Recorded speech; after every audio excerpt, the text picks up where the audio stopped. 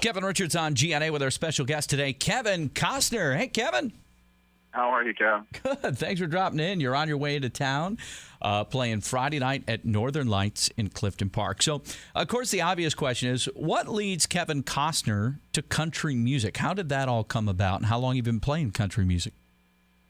Well, that's how the music's described. I don't really know that I, would describe it that way myself. I think, for those who show up, I think they'll have a better feel themselves what they think they're listening to.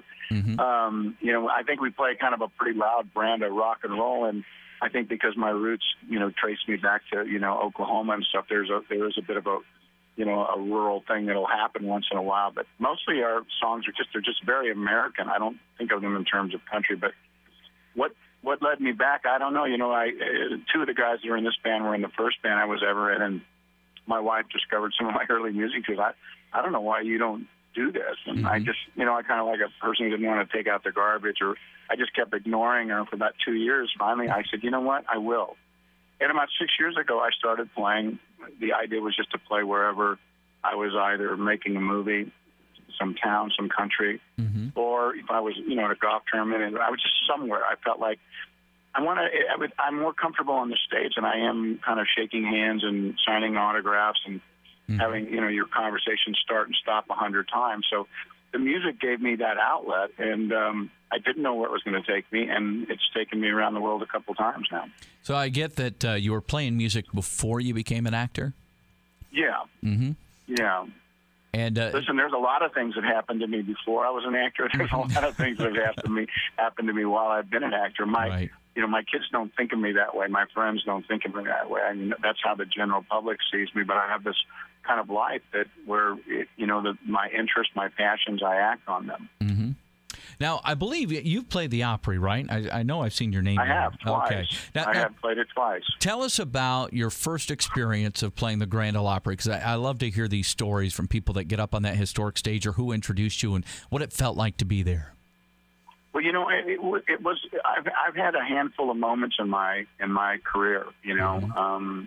Call them 10 fingers, and that was one of them. And I've had some unusual things happen to me, but to find myself there, understanding I just wanted to play music again, was very. It was really humbling. I wanted to do well. Mm-hmm. I remember thinking that the mix was different in sound check than it was when the camera started rolling. I was looking at the people, and I was surprised. They were looking at me, and they were surprised. And there was a lot of honey. Turn the radio up. You're not going to believe this, mm-hmm. but it was a moment, and I'm glad I had it. And I was more happy when they asked me back. Mm. Yeah, that's a sign you did pretty good.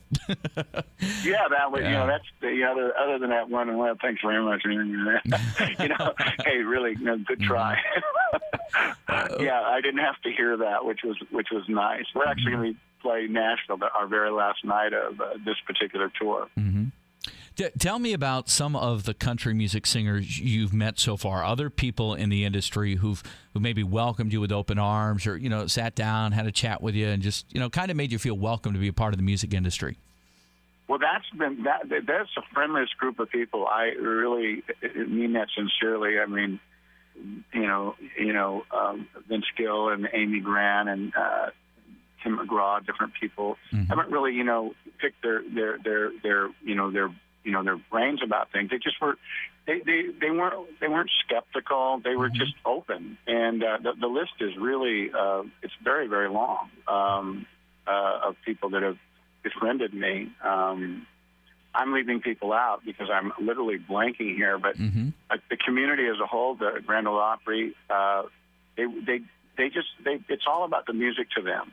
Mm-hmm. And they understand if somebody has a love of music, but they also understand if somebody can deliver it. Mm-hmm. And that's where they separate. And they've been very encouraging to me. They like what we do. And, it's just, it's been a delight. Mm-hmm.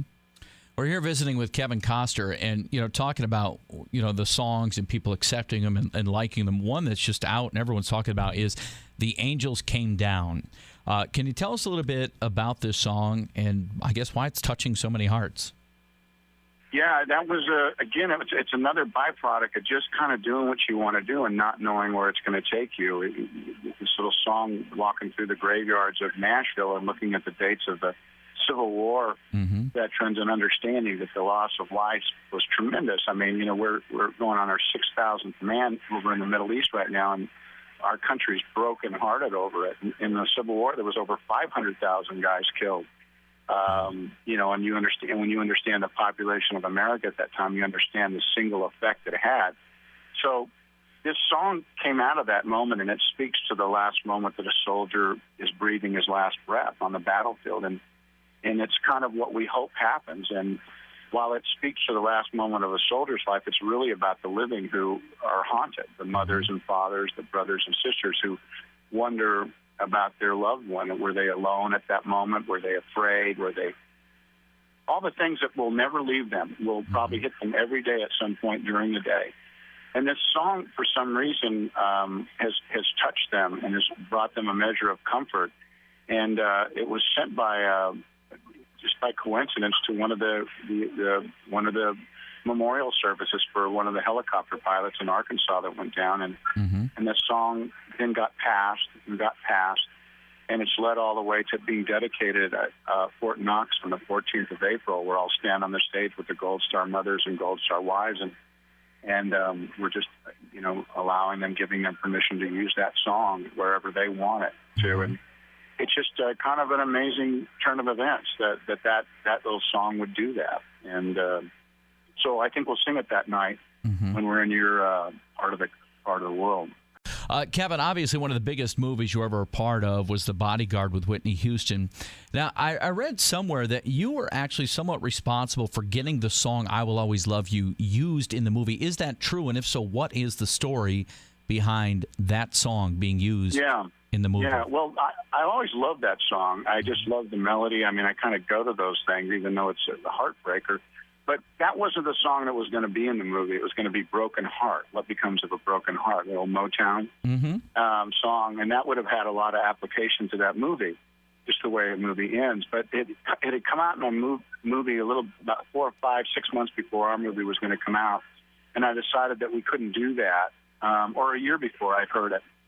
And so we began searching for a movie, and we got it down to about 3 songs. And I looked at that song, that Dolly Parton song, and I loved it the most. And so the hardest sell really was getting the people in Whitney's camp to understand that she could sing this little country song. And the idea of her singing an a cappella was something that I thought was very, very important. And I remember there was a lot of strain on that particular moment, too, thinking that it would not be played on radio stations if it started out a cappella. And I remember saying I wouldn't be too sure about that, but I said it's more important for the movie that she sings all alone, because it actually speaks of more love, more respect, and that's why it works so well in the movie. Have you ever met Dolly Parton? I had, yes. And what has she talked with you about this song, or does she know the story that you were kind of influential? She's so funny. I mean, she said something to me that I could never repeat because it was so sweet. But she basically has thanked me. She's thanked me, many, many times. She's just a generous person. She's just this. She's so many things above and beyond her talent, but her talent is undeniable. And that song just crossed over, and Whitney embraced it. And it might be the biggest song, most important song that Whitney ever sang. How did you come up with the name for your band, Modern West? Kevin Costner, Modern West. I hated that part, and I'm not even sure I like that name. It was the worst thing I had ever had to do. I just wanted to start playing music again. I didn't want to make a record. I didn't want to do anything. I just wanted to start playing live wherever I found myself, either making a movie in some other state or whatever. I thought, 1 or 2 nights I'll go out and just play to the community instead of being just somebody's trying to snap a picture of or see in the grocery market or something. I don't know. Those encounters always kind of make me a little uncomfortable, and I always feel like I never end up giving people enough of what they think they need. So playing music was my way of being in a room with a bunch of people and not being stopped in terms of, could you take a picture, could you sign an autograph? But there's 2 hours of just hanging out and having fun and communicating and playing music. So that's how it started. There was no intention of having a name. Mm-hmm. But like anything in my life, whenever I've gone the direction I've wanted to go, it's evolved and evolved. And pretty soon it was like, we got to have a name. And I said, what? And we don't have a name. And I thought, this was miserable. And the guys started writing down names and names. And so it finally came down to Modern West, okay? Mm-hmm. And then it was like, I said, okay, fine, let's just write it Modern West because it's not modern country. It's not. I said, look, I'm kind of a Western guy. Let's call it Modern West. Mm. And then the band said, no, let's call it Kevin Costner and Modern West. And I went, here we go. Here we go. Yeah. But I looked at the guys and they all looked at me and said, look, man, this is better for us, okay? Yeah, it'll sell the tickets. If you say that. So I kind of went, okay, I get it. I get it. So you asked that question. It's a good question. And I'm telling you, it was one of the low points in my life, having to think of a name for myself. Mm. Well, Kevin, welcome to Country Music. We wish you the best of luck. And catch Kevin Costner at Northern Lights in Clifton Park Friday, April 6th. Thanks.